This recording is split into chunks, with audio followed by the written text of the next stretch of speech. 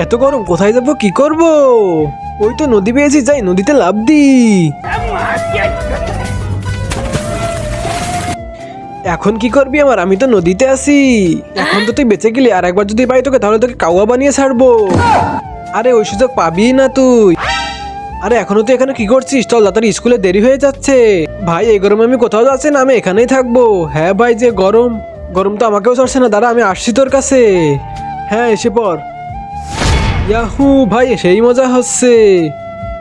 এখানে ক্লাস চলতেছে, আর ওই বদমাস দুটো কোথায়? স্যার ওই দুটো ওই নদীতে গোসল করছে। যা গিয়ে ডেকে নিয়ে আয়। ঠিক আছে স্যার। আরে তোমরা এখানে, আর প্রিন্সিপাল স্যার মাথা গরম হয়ে গেছে, তাড়াতাড়ি চলো এখান থেকে। আরে সর এখান থেকে, বাইরে অনেক গরম, আমরা কোথাও যাবো না, অনেক গরম। হ্যাঁ ভাই, বাইরে তো অনেক গরম, আমিও তারা আসতেছি। ইয়াহু ইয়ে, অনেক মজা লাগতেছে। কত দেরি হয়ে গেল, ওরা তিনজন এখনো আসলো না। স্যার আমি যাই না, আমি যাচ্ছি। ইয়ে ইয়ে, আরে তাড়াতাড়ি নদী থেকে উঠে স্কুলে চল। স্যার স্কুলে গেলে তো আমরা গরমে মরেই যাব। আপনি যদি এই লাঠি দিয়ে মারেন তাও আমরা এখান থেকে যাব না।